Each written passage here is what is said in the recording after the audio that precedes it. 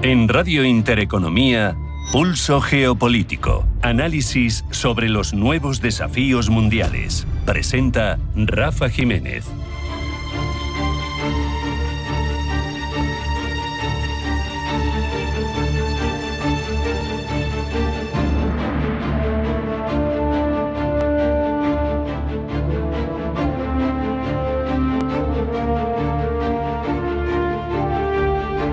Bienvenidos a Pulso Geopolítico. En unos tiempos en los que vivimos, en los que con demasiada frecuencia parece que las tensiones son continuas, los conflictos interminables, y es que tenemos un tablero global en el que las piezas se mueven últimamente con demasiada beligerancia, con hostilidad, donde la moneda de cambio es la desconfianza y ahora mismo prácticamente esa selva, esa ley del más fuerte. Pero incluso en momentos sombríos la historia nos enseña que puede haber espacio para la luz, y esas oportunidades, a veces inesperadas, si se saben interpretar y aprovechar, pueden alterar trayectorias que parecían inamovibles. Nos lo recordaba el propio Papa León XIV en su primera homilía este domingo. La paz no es una utopía pasiva, todo lo contrario, es una construcción activa. Y por eso, cuando el estruendo es ensordecedor, el de la guerra digo, hay que intentar escuchar de otra manera y escuchar las oportunidades de la paz. No se trata de caer en optimismos ingenuos, sino de reconocer que la diplomacia, la necesidad, el agotamiento, el pragmatismo pueden llegar a abrir ventanas donde antes solo había muros. Tenemos el caso de Ucrania. Llevamos 3 años de guerra brutal que ha sorprendido en pleno suelo europeo tras 8 décadas de paz, que ha costado por el momento cientos de miles de vidas y que genera una situación verdaderamente complicada. Pero este jueves puede que veamos al final un encuentro directo entre Volodymyr Zelensky y Vladimir Putin, y nos preguntamos, ¿es el preludio de un avance significativo? Sabemos que los escollos son gigantescos en este caso, pero es un recordatorio la posibilidad de que se produzca ese encuentro tan largo tiempo perseguido, un recordatorio, digo, de que la paz a menudo comienza no con un acuerdo completo, sino por lo menos con la voluntad de sentarse a la mesa. Tenemos también a Gaza, un enclave sinónimo de destrucción, de desesperación, y se habla de la posible liberación de un soldado israelí de origen estadounidense por parte de Hamas, con el objetivo explícito de estimular una tregua más amplia por parte de Israel, una señal frágil, pero que no conviene desestimar. No resolvería las causas del conflicto, ni mucho menos, pero por lo menos sería también una puerta abierta a la esperanza y daría algo de oxígeno en una atmósfera que ahora mismo no tiene precisamente las condiciones más respirables. Luego está el caso de Cachemira, esa herida abierta de largos años entre India y Pakistán, 2 potencias, recordemos, nucleares, que mantiene en vilo, iba a decir al sur de Asia, no, al mundo entero. Pero la noticia de ese alto el fuego acordado entre Islamabad y Nueva Delhi, con la mediación de Estados Unidos, es de una trascendencia notable, porque esas líneas de control en el territorio disputado son y han sido históricamente un polvorín, con violaciones continuas de esos alto el fuego, y ahora parecía que la situación escalaba de una manera verdaderamente preocupante. Pero si venimos ahora mismo a poner sobre la mesa un acuerdo para silenciar las armas, aunque sea inicialmente frágil, estamos dando una buena noticia. Es un ejemplo de cómo la intervención pragmática, en este caso la de Estados Unidos, puede enfriar un conflicto que muchos consideraban intratable. O tenemos, por ejemplo, lo que está sucediendo en el Kurdistán, donde el PKK, el famoso partido de los trabajadores del Kurdistán, tras décadas de lucha armada, ha declarado su intención de disolverse y de entregar las armas. Y es que este conflicto complejo, que no se ha resuelto ni mucho menos, Occidente es el gran traidor a la patria kurda y al pueblo kurdo, que sigue con sus cerca de 40 millones de kurdos dispersos por otros países, a pesar de las promesas que se les hicieron tras la Primera Guerra Mundial. Pero el caso es que este grupo terrorista ha asesinado, ha tenido con sus actividades más de 40.000 víctimas. 40.000. Y esto implica un cambio fundamental en la política interna turca. Podría tener repercusiones en Siria y en Irak. Un recordatorio de que incluso los conflictos con más largo recorrido, casi seculares, que parecen definitorios de la realidad de una región a futuro, pueden encontrar con el tiempo, la madurez o la necesidad cambios en su resolución. También tenemos que hablar de esos conceptos que surgen en estos momentos en los que se puede aprovechar esa luz, como apuntaba el Papa Papa León XIV, esos momentos kairos, esos instantes oportunos donde la confluencia de factores crea una oportunidad para el cambio, en el que tenemos obligaciones, no obstante, todos los observadores, la sociedad civil y quienes protagonizan literalmente, realmente esas negociaciones. Hay que desarrollar la agudeza para identificar esos conflictos y esos momentos en los conflictos, pero también hay que tener la valentía, la determinación de actuar sobre ellos. Por eso, quién sabe si no estaremos ante un momento, ante uno de esos raros conjuntos de momentos en los que se produce una inflexión de la realidad global y en los que, como apelaba el Sumo Pontífice, con la sabiduría y con el coraje necesarios, el péndulo pueda empezar a oscilar, aunque sea levemente, hacia un horizonte menos sombrío, más en positivo y más, en definitiva, encauzado hacia la paz, esa paz que reclamaba León XIV desde el balcón de San Pedro el día de su inauguración como Papa. Vamos a un momento de publicidad, a la vuelta a titulares que elabora Blanca el Tronco. No se vayan, sigue Pulso Geopolítico en Intereconomía.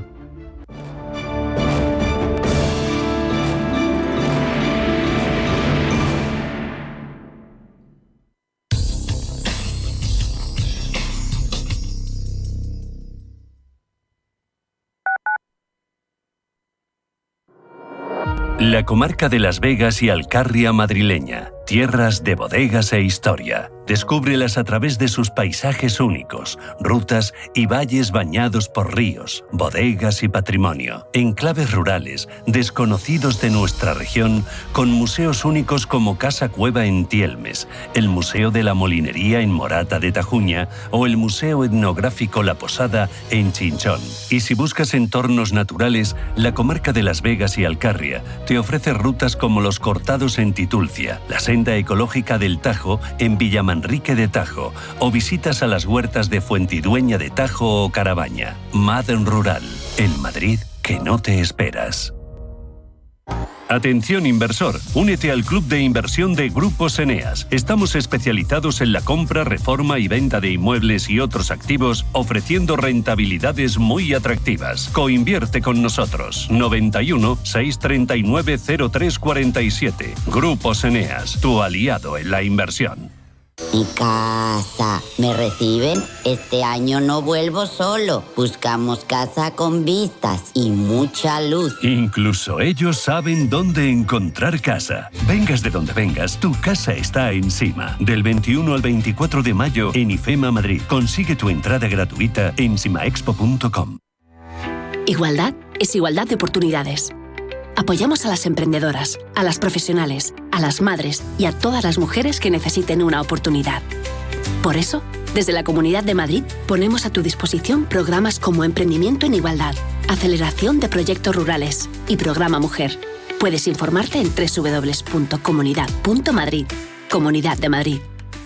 Si nos escucha, tiene el dial de su receptor en una de las emisoras de Radio Intereconomía.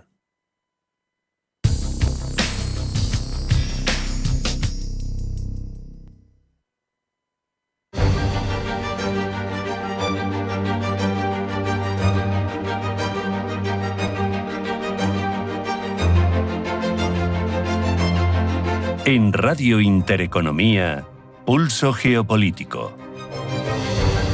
Vamos ya con las informaciones más relevantes de ese ámbito. Primero en forma de titulares que elabora Blanca del Tronco. Blanca, bienvenida, buenas tardes. Buenas tardes. China y Estados Unidos bajarán al 10 y al 30% los aranceles mutuos tras su negociación. El pacto se ha comunicado tras las negociaciones celebradas en Ginebra este fin de semana por representantes de los gobiernos chino y estadounidense. Ambas partes han avanzado además la creación de un mecanismo permanente de consulta en lo que representa el gesto más tangible de distensión desde el inicio de la actual escalada arancelaria.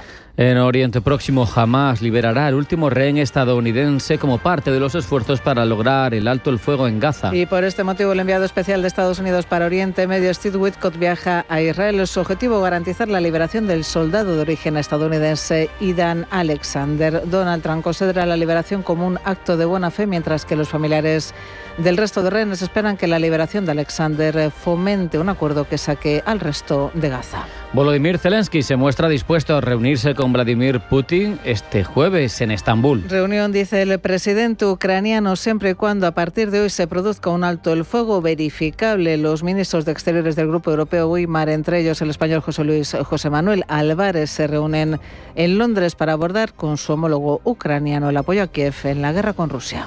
Seguimos hablando de Turquía por otro asunto, porque el Partido de los Trabajadores del Kurdistán, el PKK, anuncia su disolución tras 40 años de lucha armada. Una lucha armada que ha dejado unos 45.000 muertos. La guerrilla kurda responde así al llamamiento que hizo a finales de febrero desde la cárcel el fundador y líder de la organización, Abdullah Öcalan. Donald Trump, entre tanto, inicia mañana su gira internacional, la primera a Oriente Medio. Gira con paradas en Arabia Saudí, Qatar y Emiratos Árabes y una agenda enfocada en inversiones y tratos comerciales. Donald Trump no hará escalada en Israel. Primer contacto bilateral entre India y Pakistán. Los jefes militares de India y Pakistán mantienen su primer contacto desde el alto el fuego alcanzado el fin de semana, mientras ambos países intentarán volver a la normalidad bajo una frágil calma tras la tensa escalada que dejó más de un centenar de muertos. El Papa pide a los medios en el Vaticano que elijan el camino de la comunicación a favor de la paz. Lo ha hecho en su primer gran encuentro con los medios de comunicación, a los que ha agradecido su servicio informando sobre la Iglesia, pero también sobre los conflictos, las guerras y sobre la pobreza en tiempos, ha dicho León XIV, difíciles para informar. En Albania, el Partido Socialista gana las elecciones. El Partido Socialista del primer ministro Edi Rama ha ganado las elecciones parlamentarias celebradas ayer domingo al lograr 83 de los 140 escaños. El Partido Democrático del ex primer ministro Sali Berisha habría obtenido el 34,2% de los votos. Y elecciones también en Filipinas. Elecciones de medio mandato que servirán de medidor del apoyo popular al presidente Ferdinand Marcos Jr., enfrentado a su antecesor Rodrigo Duterte en La Haya a la espera de un posible juicio por su sangrienta guerra contra las drogas.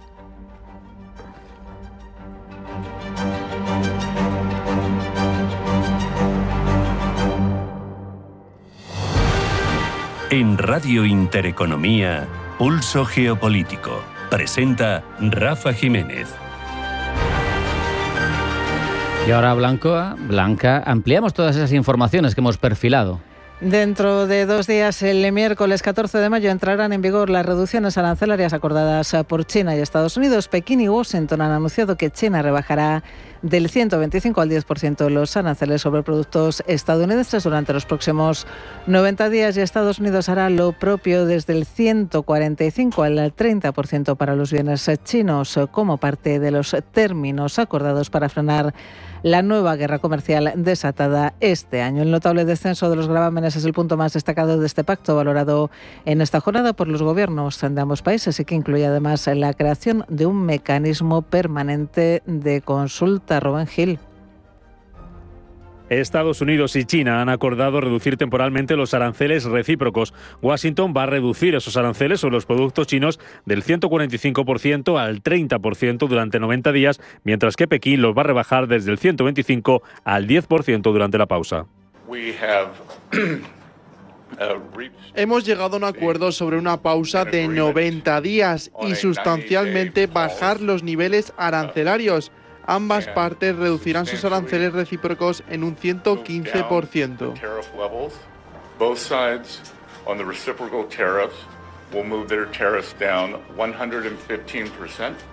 El acuerdo lo anunciaba esta mañana en Ginebra el secretario del Tesoro estadounidense Scott Bessent, que apuntaba además que tanto Washington como Pekín desean continuar sus relaciones comerciales y no buscan una disociación, un desacople, sino que Estados Unidos busca un mayor equilibrio. Bessent asegura que ambas partes cuentan con un mecanismo para continuar las conversaciones y abordar los asuntos pendientes, y ha expresado también su esperanza de que China se muestre más receptiva a los productos estadounidenses y que ambos países puedan alcanzar acuerdos de compra para equilibrar el déficit comercial.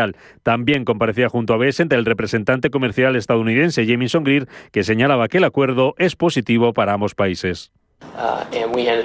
Obtuvimos un resultado muy bueno para Estados Unidos y muy bueno para China también. Mantenemos nuestro arancel base global del 10% que tenemos sobre otros países. Además de eso, tenemos medidas anteriores que hemos mantenido y que han sido francamente efectivas. La reducción del déficit comercial bilateral de Estados Unidos con China en los últimos años nos deja en una muy buena posición en general con respecto a las medidas sobre las importaciones chinas. pero lo que es más importante, nos conduce por un camino constructivo para tener una conversación positiva con los chinos. Greer aclaraba además que el arancel global estadounidense del 10% se mantendrá vigente, al igual que las medidas adoptadas durante la primera administración de Donald Trump, incluidas las relacionadas con el comercio de fentanilo. Acuerdo que ya ha valorado la Comisión Europea. Olaf Gil es el portavoz comunitario. Creemos, dice, que la imposición de aranceles es un paso retrógrado para el comercio global y la economía global, por lo que con esto en mente acogemos con agrado cualquier paso que vaya en la otra dirección, cualquier paso que contribuya al buen funcionamiento de las cadenas de suministro globales, cualquier cosa que apoye la estabilidad y la previsibilidad para el comercio y la inversión globales, por supuesto, siempre que se respete plenamente la base de reglas globales. Entonces, desde la perspectiva de la Unión Europea, queremos reducir las barreras, no aumentarlas. Este anuncio parece ir en esa dirección, por lo que lo acogemos con satisfacción. Pues bien, pendientes de este acuerdo comercial entre Estados Unidos y China, los futuros americanos anticipan hasta ahora una apertura claramente al alza de Wall Street. El futuro sobre el Dow Jones de Industriales sube un 2,5%, avances del 3% para el futuro sobre el S&P 500, mientras que el futuro sobre el Nasdaq se revaloriza casi un 4%. Y tono positivo también a este lado del Atlántico. Rodrigo Villanueva, gestor de Attitude Small Caps. Algo que yo creo que beneficia a todo el mundo, ¿no? La situación o lo que proponía nueva mundial Donald Trump, yo creo que era un tiro en el pie, no solo para él, sino para el resto del mundo, y yo creo que poco a poco ha reculado. También es cierto que dentro de la administración Trump no existe un consenso demasiado palpable, ¿no? Hemos visto también esas fricciones entre Elon Musk y Navarro, por ejemplo, y yo creo que no tiene una estrategia del todo clara, ¿no? Al respecto. Y yo creo que van a ser un poco más conservadores y van a intentar, pues, al final llegar a un acuerdo, ¿no? Con el resto de países. En este contexto, como decimos, los mercados del viejo continente operan en positivo. IBEX 35 arriba un 0,59%, París se revaloriza un 1,42%, el DAX alemán sube un 0,63%, mientras que el Eurostoxx 50 avanza un 1,63%, avances de la renta variable europea, aunque en menor medida que los futuros americanos. Y es que una vez alcanzado este acuerdo entre China y Estados Unidos, las miradas están puestas ahora en las negociaciones que puedan iniciar Washington y Bruselas. Un acuerdo, dice Rodrigo Villanueva, que podría ser más fácil de alcanzar que con China. Yo creo que con la Unión Europea es más fácil, ¿no?, tratar, y yo creo que es más fácil negociar que, por ejemplo, con China, donde tiene una posición muchísimo más fuerte con respecto a Estados Unidos, y donde yo creo que el acuerdo pues va a seguramente llevar más tiempo, ¿no? Pero yo creo que al final Europa necesita a Estados Unidos y Estados Unidos a Europa, y dentro de lo que cabe son culturas muy parecidas, donde siempre han cooperado, ¿no? Y también están dentro ambas, la mayoría de países dentro de la OTAN, y yo creo que es no tiene sentido, ¿no?, abrir una guerra entre dos países occidentales. La semana comienza mirando al acuerdo comercial entre Estados Unidos y China, y también mirando a Ucrania. Es posible que este jueves veamos una reunión entre Zelensky y Putin en Estambul. La asistencia del presidente ruso es todavía una incógnita, pero Zelensky ya ha confirmado por X que irá. Pablo Llanone. Presionado por Donald Trump, el presidente ucraniano ha sorprendido con esta noticia después de que dijese que solo atendería la reunión en caso de que hoy, lunes 12 de mayo, se iniciase una tregua completa y verificable. Una exigencia, por cierto, que ha sido fruto del encuentro de la coalición de voluntarios, es decir, Reino Unido, Francia, Alemania y Polonia, quienes validan esta petición de Zelensky. Sin embargo, los ataques entre ambas partes han continuado hoy dentro de lo normal, lo que no ha impedido a Zelensky, como decimos, decir que esperará a Putin en Estambul este jueves.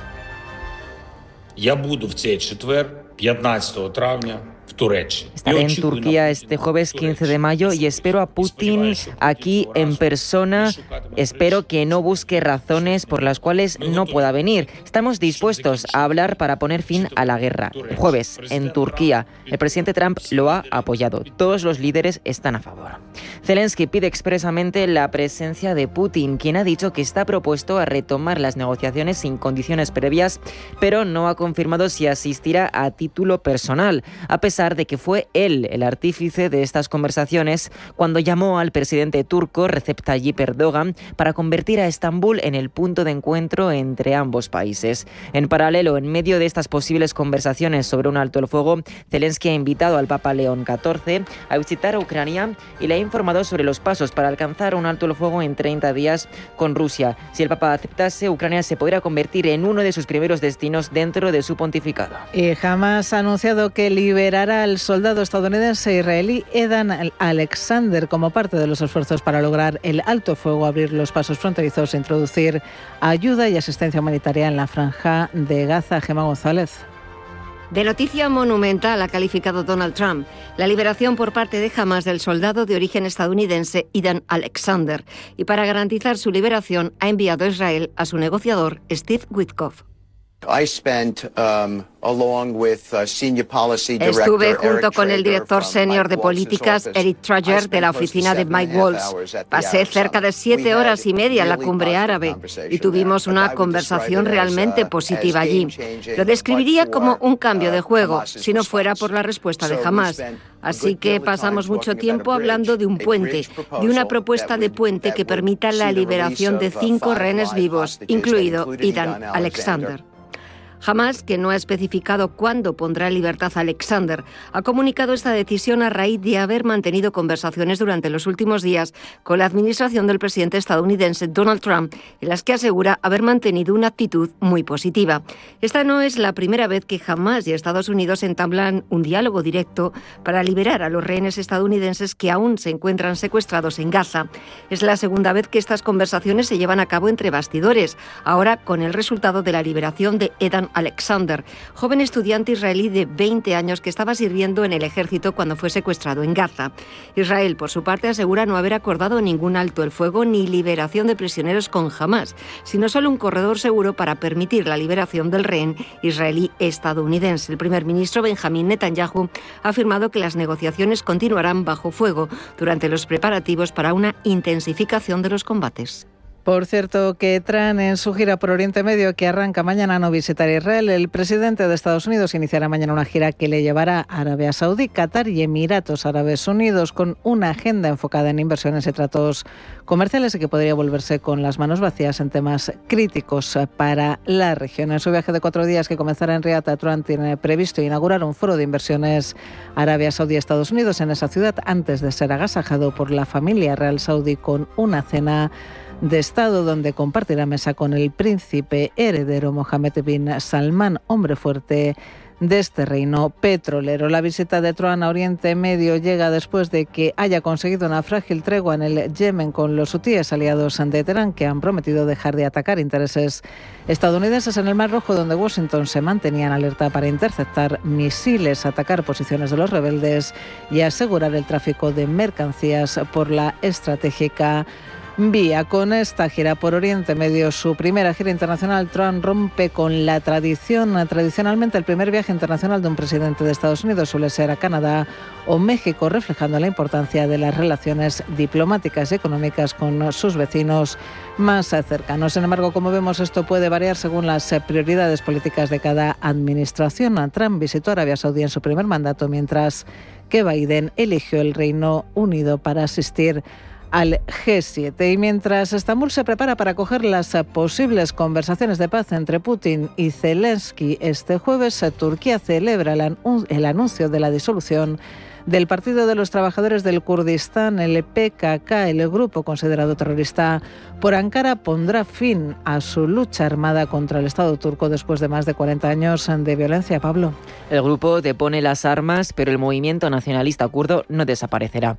En un comunicado han expresado su voluntad por recurrir a la vía parlamentaria para hacer valer su búsqueda de independencia y han pedido a las formaciones políticas del país turco que asuman su responsabilidad en la solución de la cuestión kurda y la verdadera democratización de Turquía. Por tanto, muchos de sus 5.000 militantes, así como sus simpatizantes, buscarán canalizar sus reivindicaciones a través de partidos políticos ya existentes, como el Partido Democrático de los Pueblos. Así, poco a poco podrán seguir defendiendo la inclusión de la minoría por la vía pacífica. Para ello, el gobierno ha dejado claro que cualquier reintegración debe venir acompañada de un desarme completo y verificable, lo que incluye a las operaciones del grupo en Siria e Irak. Para el grupo simboliza el comienzo de una nueva etapa. Y para Turquía, en palabras del ministro de Justicia, Yilmaz Tunç, simboliza un punto de inflexión en el camino hacia la eliminación del flagelo del terrorismo, después de 4 décadas de lucha que han acabado con 40.000 vidas de combatientes y civiles, eso sí, en su mayoría kurdos. El conflicto se intensificó especialmente durante los años 80 y 90, cuando las fuerzas turcas llevaron a cabo operaciones de gran escala en el sureste del país, acompañadas de desplazamientos forzados y represión sistemática. Uno de los momentos más críticos fue la captura de Abdullah Öcalan en 1999, líder de la PKK, lo que supuso un golpe decisivo para el liderazgo del grupo. El conflicto persistió. Otro pico de tensión llegó en 2015, cuando colapsaron los diálogos de paz iniciados 2 años antes y se reanudaron los combates con gran violencia. A pesar de los repetidos fracasos, ha habido varios intentos de paz, siendo el más relevante el proceso de negociación entre el gobierno de Recep Tayyip Erdogan y representantes del PKK entre 2013 y 2015. El propio Öcalan, desde la prisión, ha pedido en varias ocasiones un cambio hacia la vía política. Hoy, por fin, su llamamiento ha sido escuchado.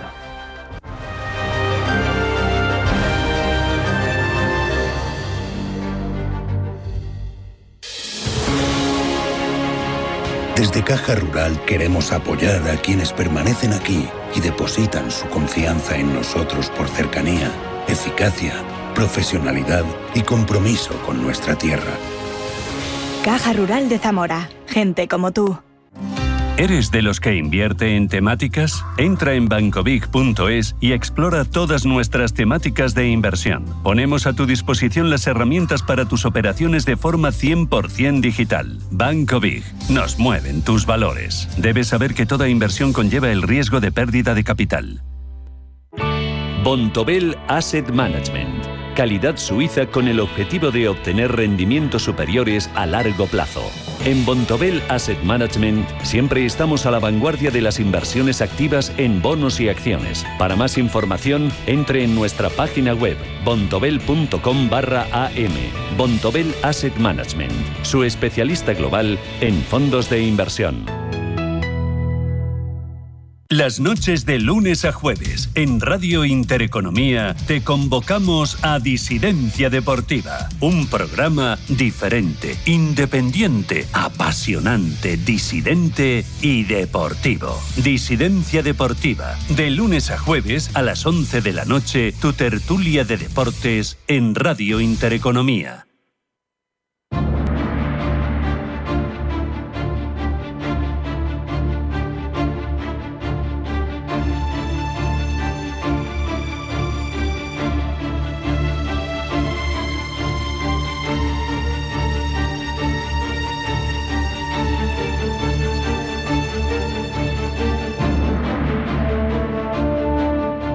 En Radio Intereconomía, Pulso Geopolítico.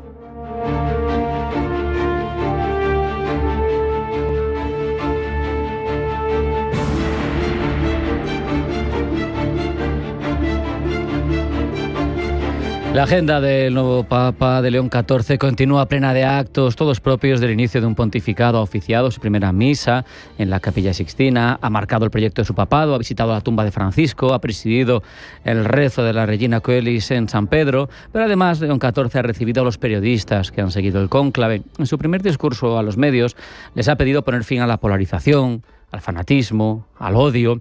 Hasta ha sido invitado a Ucrania por Volodymyr Zelensky. Se nos abre un pontificado pleno de expectativas que queremos dibujar con la ayuda. Aquí en el estudio tenemos a Luis Rodrigo de Castro, profesor de Derecho Internacional Público y Relaciones Internacionales de la Universidad CEU San Pablo.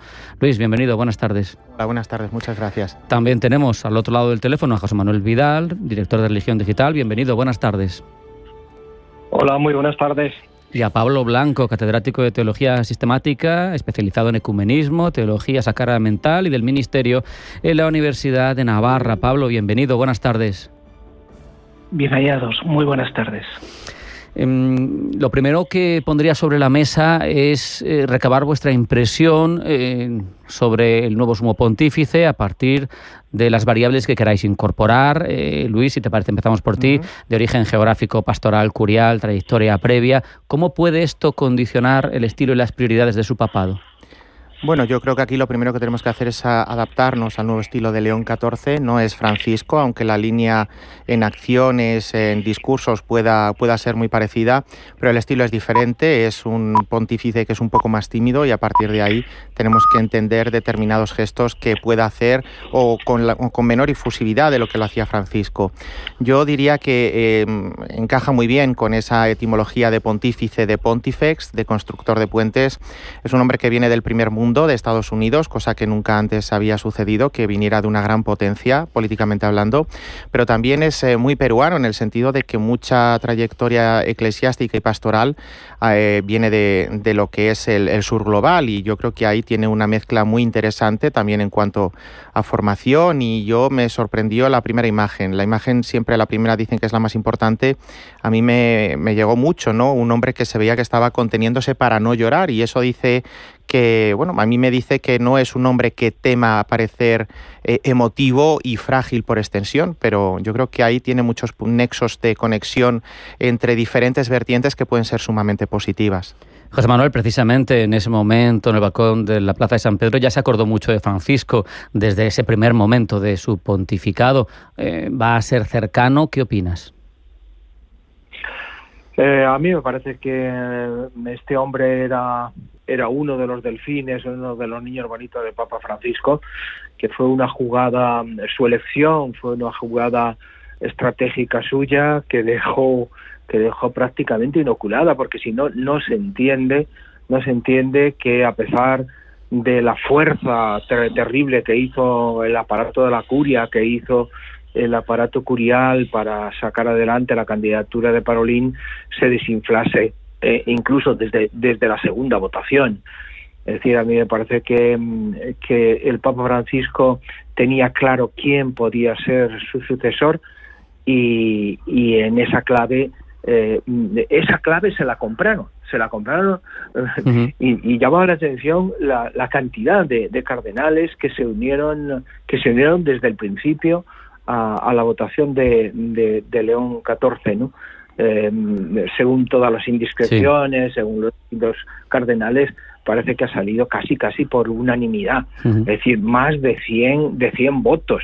Podemos estar hablando de 115, de 120 votos, lo cual quiere decir que le votó prácticamente todo el colegio cardenalicio, ¿no? Eso es una unanimidad que lleva implícita, a mi juicio, un gran poder, el poder que da el ser elegido por la amplia mayoría en alas del espíritu, y el poder que da el ser un delfín o un heredero de un papa que ha marcado a fondo a la Iglesia. Pablo, tú que conoces bien la obra de su predecesor, de Ratzinger, no en vano tu tesis versa sobre fe y razón en el pensamiento de Benedicto XVI, para que nos hagamos una idea, no sé si conoces algo, lo que ha dejado hasta ahora Prevost, el Papa León XIV, como para hacer un contraste, como para saber qué podemos esperar de su pensamiento a futuro. Bueno, me ha parecido muy interesante lo que ha dicho José Manuel sobre la unanimidad que expresa la unidad del colegio cardenalicio en un tiempo de división y polarización, ¿no? Y evidentemente la experiencia a nosotros nos pesa mucho, ¿no?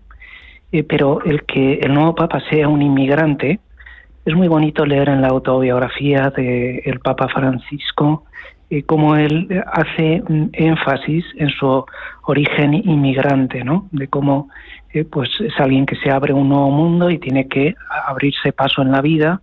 La experiencia del nuevo Papa es exactamente la misma, ¿no?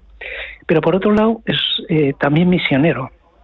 O sea, es un poco la otra América, ¿no? No una América nacionalista, cerrada, sino más bien una América solidaria y generosa, de alguien del primer mundo que se va al segundo o al tercer mundo para evangelizar, ¿no? Y para echar ahí una mano, ¿no? Entonces, yo creo que es un perfil interesante, ¿no? O sea, ese recorrido de Estados Unidos, Perú, Roma, de ir de las periferias al centro, yo creo que ofrece un bagaje más que interesante, que está en sintonía no solo con su predecesor inmediato, que es el Papa Francisco, sino también con otros pontificados, ¿no? El cardenal Dolan de Nueva York decía que pedía un nuevo papa que tuviera la cabeza y la claridad de Benedicto XVI y el corazón y la pasión del Papa Francisco, y a lo mejor pues ha sido escuchada y este nuevo papa puede tener ese perfil. Luis, con la elección del nombre de León se mencionó rápido Rerum Novarum, referencia para el nuevo pontífice. Yo investigando un poco me ha llamado mucho la atención encontrar de León XIII la carta Testem Benevoliente de enero del 89, de 1889, donde criticaba el americanismo, ciertas tendencias en la vida de Estados Unidos que llamaban a adaptar el catolicismo a esa nueva realidad.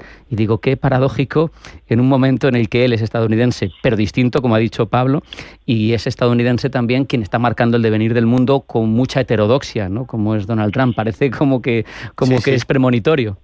Sí, luego también hay un hecho que yo no he escuchado, pero que leí pues casi un poco de casualidad, y es que entre los factores que parece que explican la elección del nombre de León es porque León XIII era de un pequeño pueblito en el que había un convento de agustinos, y parece ser que el pequeño papa, cuando era antes de ser incluso sacerdote, pues solía ir bastante por allí. Entonces esa vinculación también con el agustinismo de ese papa, que luego pues da a luz a todo lo que es, bueno, no da a luz, sintetiza lo que es la doctrina social de la Iglesia, porque la doctrina social es el Evangelio, y eso lo tenemos que tener muy claro, ¿no?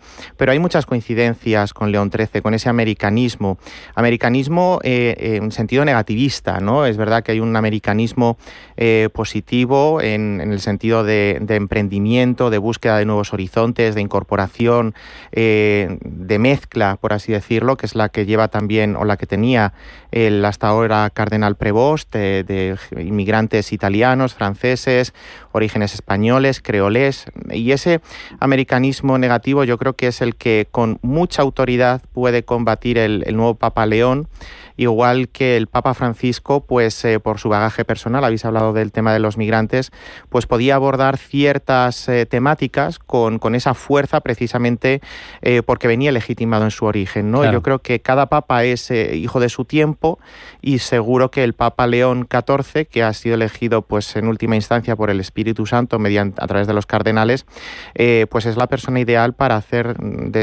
frente a los desafíos del 2025 en adelante. José Manuel, en tu opinión, ¿representa su elección una continuidad o un cambio de rumbo en la Iglesia Católica a nivel interno y en su expresión exterior que tanta capacidad tiene? Yo creo que hay mucho más de continuidad que de cambio de rumbo. Es decir, yo creo que, según lo que a mí me parece, si la jugada de la elección viene marcada por el Papa Francisco desde hace años, desde que se fijó en él siendo un obispo de una diócesis muy pequeña, muy pobre de Perú, sobre todo lo que le llamó más la atención y lo llevó a la fábrica de obispos, nada menos que a ser responsable del nombramiento de todos los obispos del mundo en una época en la que los cambios en la Iglesia vienen pedidos por la base y al mismo tiempo alimentados, ayudados, favorecidos desde la cumbre, ¿no? En una Iglesia tan jerarquizada, tan institucionalmente jerárquica como la Iglesia Católica, eso tiene mucho que decir, ¿no?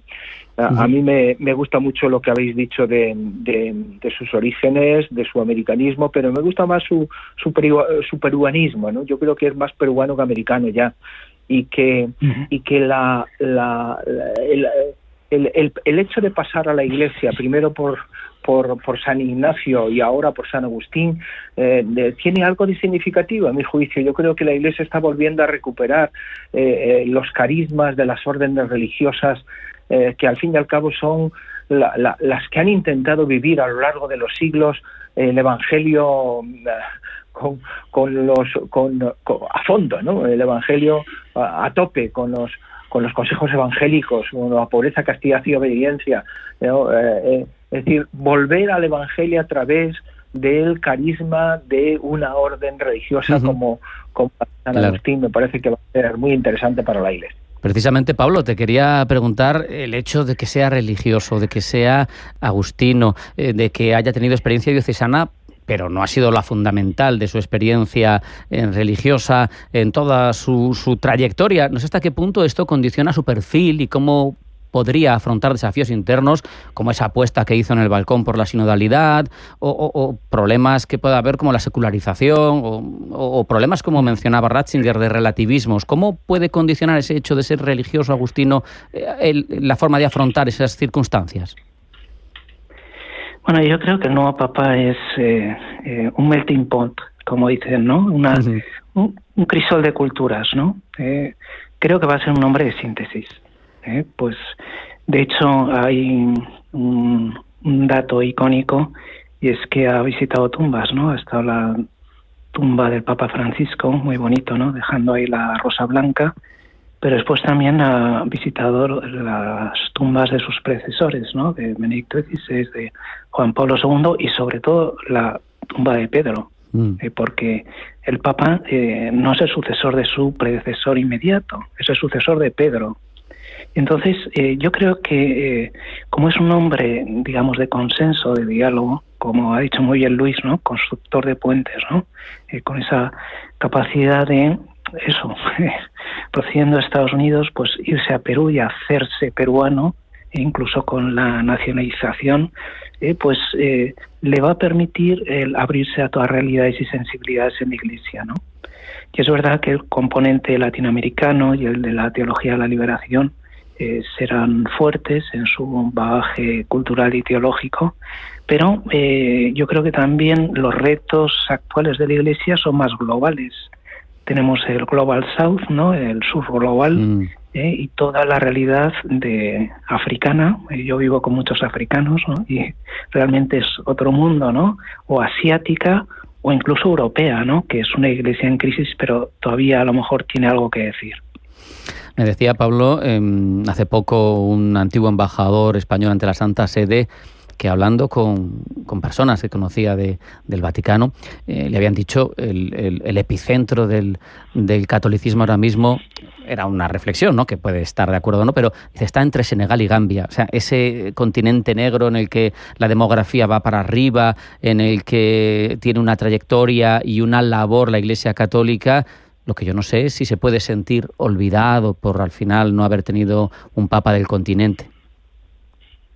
Bueno, mi experiencia estando aquí con estos alumnos africanos es que ellos están contentos, ¿no? O sea, se sienten también representados por el nuevo Papa, ¿no? Entonces, en ese sentido, luego también nosotros hemos aprendido a vivir la comunión, ¿no? Y no decir yo soy de este Papa o de aquel otro, sino del Papa que toque, por decirlo de alguna manera, ¿no? Sea quien sea, ¿no? Entonces, yo creo que esa capacidad, digamos, de viajar y de abrirse a otras realidades puede hacer de León XIV un papa adecuado para este tercer milenio que es tan multicultural, tan variado, tan poliédrico como el que estamos viviendo en estos momentos.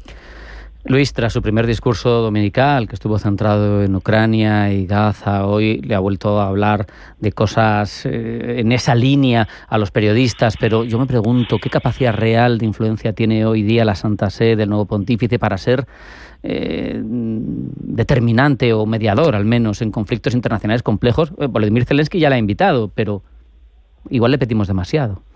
Sí, bueno, yo creo que sobre todo hay que darle tiempo al Papa. Lo primero es hacerse con el cargo. Todos hemos tenido un primer día de trabajo y por mucho que queramos hacer, por mucha ilusión que tengamos, hay que darnos tiempo, ¿no? Hay que ver también el estado de la cuestión, de todas las materias que tiene que abordar, aunque no es un desconocido porque ha estado en los 2 últimos años en la curia, pero hay que darle tiempo.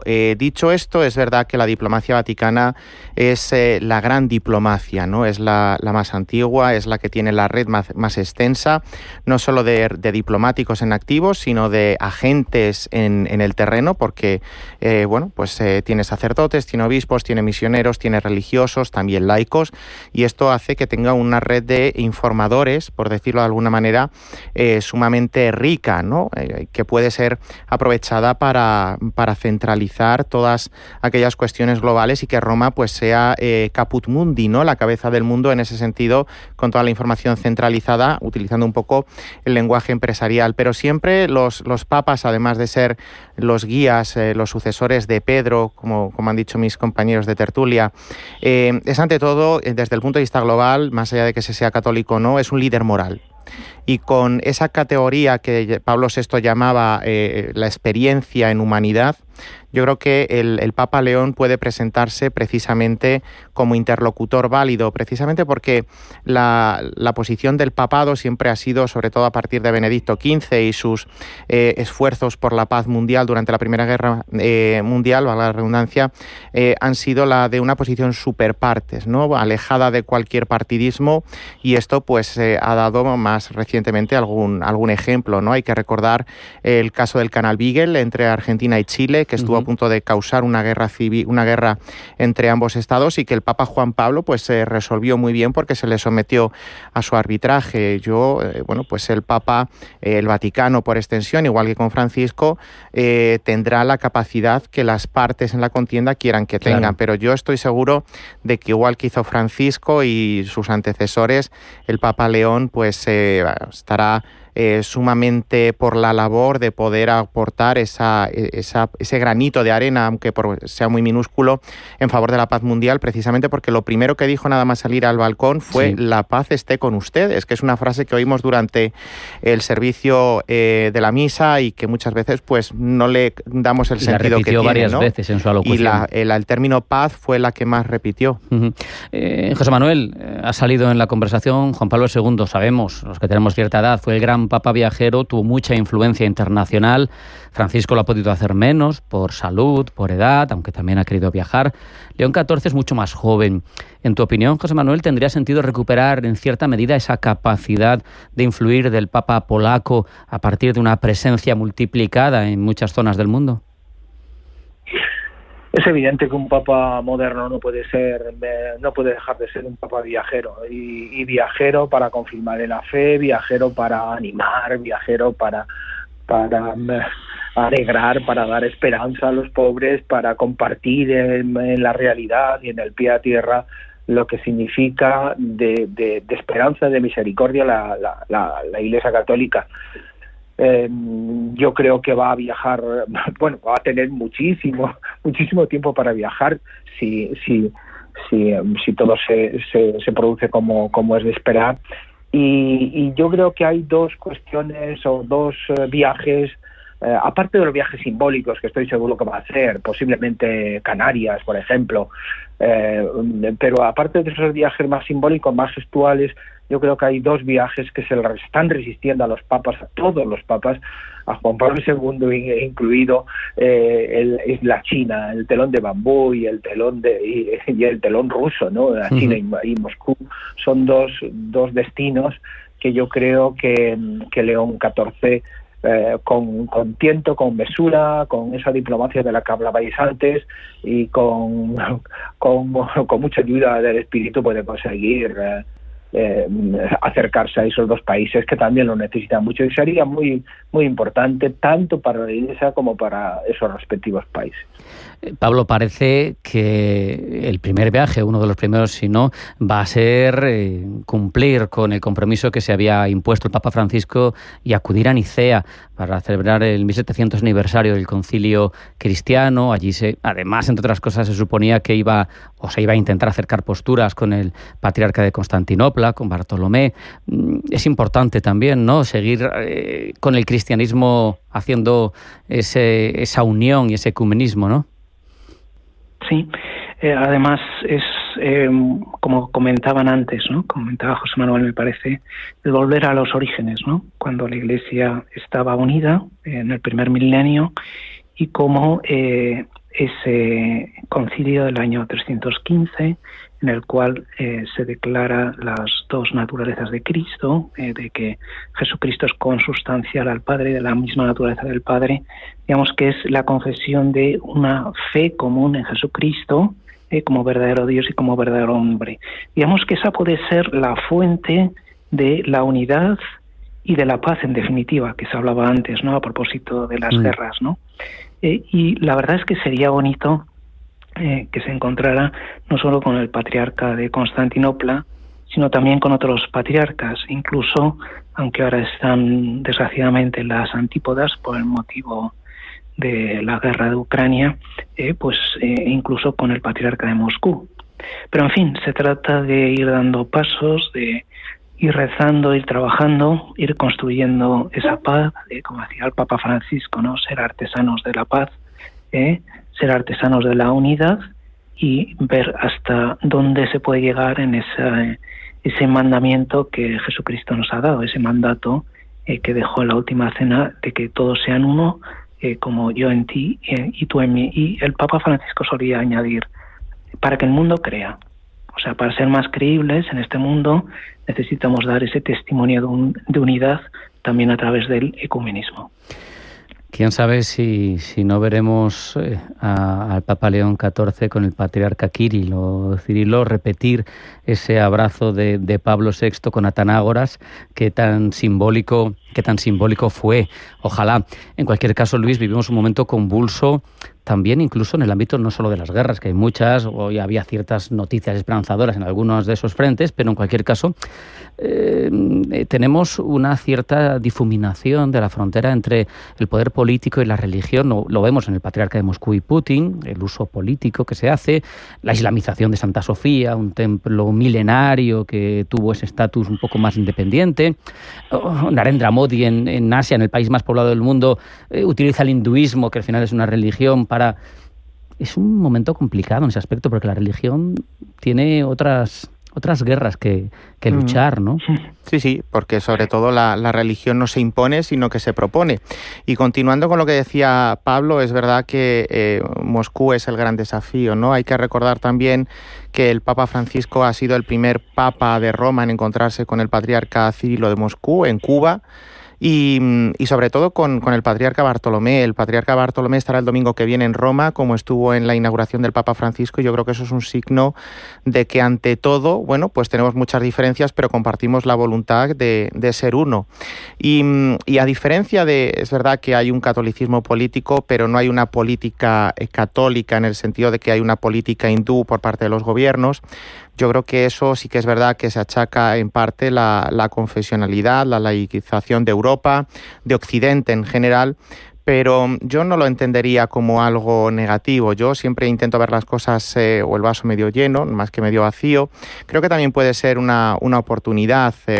Cuando dejamos espacio, hay que recordar que, entre otras cosas, el Papa Francisco, igual que sus antecesores, pues han venido reclamando un elemento que no vemos en otras religiones, ¿no? No es por hacer proselitismo, sino que es pues hacer honor a la verdad, que es la libertad religiosa. Juan Pablo II sabía de lo que hablaba, porque en la Polonia comunista era algo que no existía, y para reclamar algo para sí mismo también hay que reclamarlo para los demás, y eso es lo que da también esa solvencia del mensaje y esa coherencia. La libertad religiosa es uno de los máximos exponentes de las sociedades modernas. Esto, bueno, pues puede verse como un freno a la evangelización, pero también como todo lo contrario, si sabemos aprovechar esta libertad libertad, esta no imposición, sobre todo para construir la unidad entre los cristianos. Y con esto que decíais del Concilio de Nicea, del posible viaje a Turquía, primer viaje internacional del Papa León, a finales de este mes, pues hay un hecho significativo, y es que la intención del Papa Francisco era unificar la fecha, encontrar un acuerdo respecto a la celebración de la Semana Santa. Él siempre decía de broma, que cuando hablo con un ortodoxo siempre le pregunto, oye, ¿tu Cristo ha resucitado ya o todavía no? Es decir, que si la celebración de esa fecha común, que es tan importante porque es la que marca la Pascua, la resurrección, la plenitud del mensaje cristiano, bueno, pues si podemos celebrarla juntos, seguro que ya es un paso adelante, que será un hito de León XIV, pero que no sería posible entender sin el bagaje previo de los anteriores sucesores de Pedro, que no antecesores del Papa León. Nos quedan 4 minutos, pero aún así quisiera pediros, José Manuel, si tuvieras que quedarte con una frase para contarnos, para expresarnos, en tu opinión, el principal reto y la principal oportunidad del pontificado de León XIV, ¿cuáles serían? Yo creo que el principal reto es la sinodalidad. La Iglesia sinodal a la que hizo referencia en su discurso, en su primer discurso, es la concreción de lo que ha significado el proceso sinodal llevado a cabo por Francisco hasta ahora. A mí me parece que va a ser, no se puso el nombre de Pablo VII, pero va a ser un Pablo VI que concretó la primera primavera del concilio. León va a concretar la segunda primavera y la va a hacer realidad en algo tan esencial para el devenir de la Iglesia Católica, que es esa Iglesia sinodal, que ya no se rige por el sacramento del orden, que nos convierte en una pirámide, sino en base al sacramento del bautismo que nos hace círculo o a lo sumo poliedro, ¿no? Ese devenir hasta el 2028 con esa gran asamblea magna, que no será un concilio, que será más que un concilio quizás, porque será todo el santo pueblo de Dios el que esté llamado a ella, y la concreción en cosas como muy básicas que va a notar la gente. Los consejos pastorales de las parroquias, que serán decisorios, los obispos dejarán de ser dueños, amos y señores de su rebaño, y así sucesivamente, la incorporación de la mujer. Se nos acaba el tiempo. José Manuel, quiero darle también oportunidad a Pablo para ese reto y esa oportunidad para León XIV. ¿Cuáles son, en tu opinión? Bueno, pues junto a la colegialidad y la sinodalidad, de la cual habló el Papa León el otro día, yo creo que el gran reto es superar esa polarización que existe ahora mismo en el mundo, ¿no? Entre populismos de un signo y de otro, ¿no? La verdad es que se ha hablado antes de cómo cayó el muro de Berlín, que fue de un modo un tanto impensado e inesperado, ¿no? Cómo se equivocó un burócrata en un momento dado, y cuando le preguntaron ¿y cuándo se va a pasar de Alemania del Este al Oeste? Él dijo enseguida, y con ese sencillo acto cayó el muro de Berlín. Bueno, yo creo que puede haber, como Dios sigue siendo el Señor de la historia, puede haber retos y desafíos que el Papa León puede librar con la ayuda de Dios. Un minuto, Luis, para que también tú ejerzas esa última palabra de retos y desafíos para León XIV. Pues aparte de lo que han dicho José Manuel y Pablo, yo también, por un poco la vincular los retos con el nombre de León, él ya lo ha dicho, ¿no? El readaptar o actualizar lo que es la doctrina social a los desafíos y a los retos actuales, desde la inteligencia artificial a un mundo cada vez más convulso, un primer mundo más acomodaticio, un tercer mundo, un sur global que está siendo cada vez más protagonista en las relaciones internacionales. Esto ya no va solo de Estados Unidos, sino que hay más actores, y yo creo que por esa dimensión plural del Papa León, él puede erigirse en un actor activo y propositivo, precisamente para dar sentido a todo este mare magnum que a veces parece no tener sentido propiamente dicho. Luis Rodrigo de Castro, José Manuel Vidal, Pablo Blanco, os agradezco mucho este tiempo de reflexión que habéis compartido con nosotros.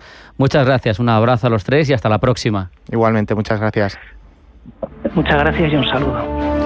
Hasta aquí ha llegado esta edición de Pulso Geopolítico en Intereconomía. No hay tiempo para más. Sean felices, pasen buena tarde y eso sí, mañana más.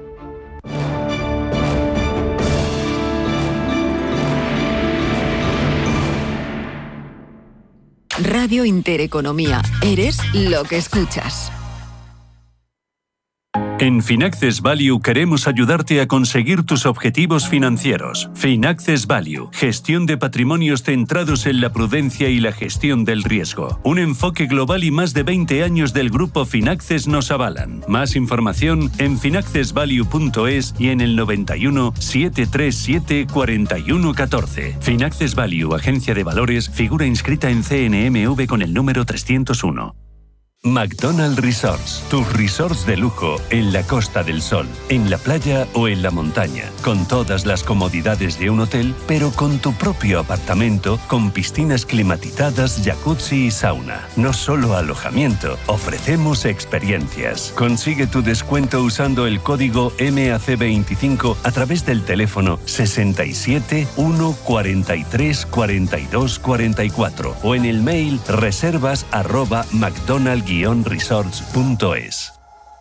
Por favor, un vermut. ¡Un Zarro! Zarro, por supuesto. El vermut Zarro es el vermut de Madrid, elaborado artesanalmente con los mejores botánicos y vinos de calidad. Un vermut genuino y con historia, orgulloso de sus orígenes castizos y más aún de su sabor. Y es que en grifo o en botella, vermut Zarro es el auténtico sabor del vermut de Madrid. Vive Zarro, siente Madrid. Si nos escucha, tiene el dial de su receptor en una de las emisoras de Radio Intereconomía.